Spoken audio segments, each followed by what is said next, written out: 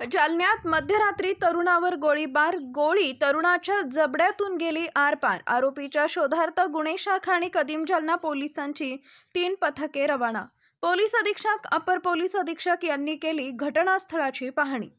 जालना शहरातील जुना जालना भागातील मुजाहिद चौक परिसरात मध्यरात्रीच्या सुमारास मोटरसायकलवरून आलेल्या 2 जणांनी औरंगाबाद चौफुलीचा पत्ता विचारून तरुणावर गोळी झाडली।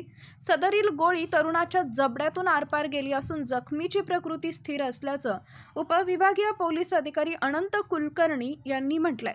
जुना जालना भागातील मुजाहिद चौक परिसरात मध्यरात्री अकबर खान बाबर खान वय वर्ष 31 हा तरुण उभा असताना तोंडाला मास्क लावून मोटरसायकलवरून आलेल्या 2 जणांनी अकबर खानला औरंगाबाद चौफुलीचा पत्ता विचारला। त्यानंतर लगेच त्यांनी पिस्टॉल काढून अकबर खानच्या दिशेने फायरिंग केली। ती त्याच्या जबड्यातून आरपार गेली असून गोळीबार करून हल्लेखोर पसार झाले। जखमी अकबर खास यास शहरातील खासगी रुग्णालयात दाखल केले। सध्या जखमीची प्रकृती स्थिर असून घटनेची माहिती मिळताच पोलीस अधीक्षक अजय कुमार बन्सल, अपर पोलीस अधीक्षक आयुष नोपानी, डीवायएसपी अनंत कुलकर्णी यांनी घटनास्थळी भेट दिली।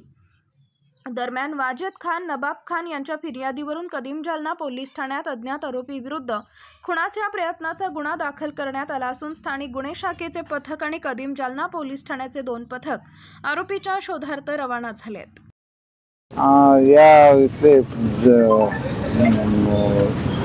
या चौकातील एक नागरिक आहेत अकबर खान यांच्यावर काल रात्री 1 वाजताच्या दरम्यान फायरिंगची घटना घडलेली आहे। नगरसेवक वाजेद भाई यांच्या तक्रारीवरून गुन्हा दाखल झालेला आहे। आम्ही स्वतः घटनास्थळावर आहोत। तपासाकरता 3 टीम आहेत, आमच्या पोलीस स्टेशनच्या 2 आणि स्थानिक गुन्हे शाखेची 1 असे 3 टीम आम्ही स्थापन केलेल्या आहेत। सगळ्याच अँगलने आम्ही याचा तपास करत आहोत आणि लवकरात लवकर गुन्हा उघडकीला आणण्याकरता प्रयत्न करत आहोत। माननीय पोलीस अधीक्षक साहेब, माननीय अपर पोलीस अधीक्षक यांनी घटनास्थळाला भेट दिलेली आहे। तपासाच्या संदर्भात आम्हाला सूचना दिलेल्या आहेत आणि त्या दृष्टीने आम्ही परिपूर्ण तपास करून लवकरात लवकर आरोपी अटक करण्याचा प्रयत्न करत आहोत। सध्या स्थिर आहे, अजूनही उपचार चालू आहेत, प्रकृती स्थिर आहे।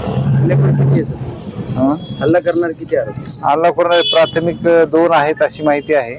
त्याशिवाय अजून कुणी बॅकअपला वगैरे होते काय या दृष्टीने पण आपण तपास करत आहोत।